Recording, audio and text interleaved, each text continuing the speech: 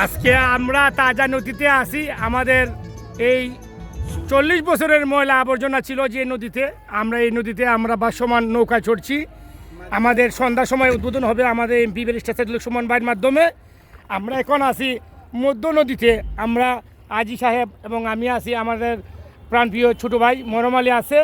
হ্যাঁ, সবাই মিলে আজকে আমরা এই মহানদীটা উদ্বোধন হবে। হ্যাঁ, তারপর থেকে শুরু হবে এই আনন্দ উল্লাস। সবাই গোসল করতে পারবে এই নদীতে। আমরা যারা বাসা বাড়ি আসছেন কেউই ময়লা পানি ফেলাবেন না বলা হয়েছে। যাদের ইচ্ছা তারাই কিন্তু 1 মাস পর্যন্ত এই নদীতে স্পিডবোট উঠতে পারবে। এটা মুক্ত, কোনো অসুবিধা নেই, এটাতে কোনো বাধা বিপত্তি নাই। এই যে স্পিডবোটের ব্যবস্থা চলছে আমাদের, অনেক আয়োজন, সবাই আসবেন। গানের আয়োজন আছে, সবাইকে আসার এই আমন্ত্রণ জানালাম আমরা। সবাই আসবেন আমাদের এই নদীতে। আসলে কিন্তু নদীর পানি অত্যন্ত সুন্দর। এই দেখেন কত সুন্দর, একদম দারুণ পানি, দারুণ। এরকম কিন্তু পানি ছিল না। যাই হোক, আলহামদুলিল্লাহ আমরা 4.5 মাস পরে এই নদী আমরা এই পুনরূপ ফিরে পেলাম। নদী এখন সাগরে পরিণত হয়েছে। দেখুন কত সুন্দর, কত মানুষ দেখা যায়।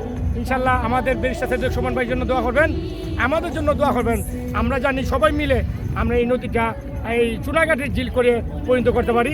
সবাইকে সবার দোয়া এবং শুভকামনা, দোয়া করবেন সবাই।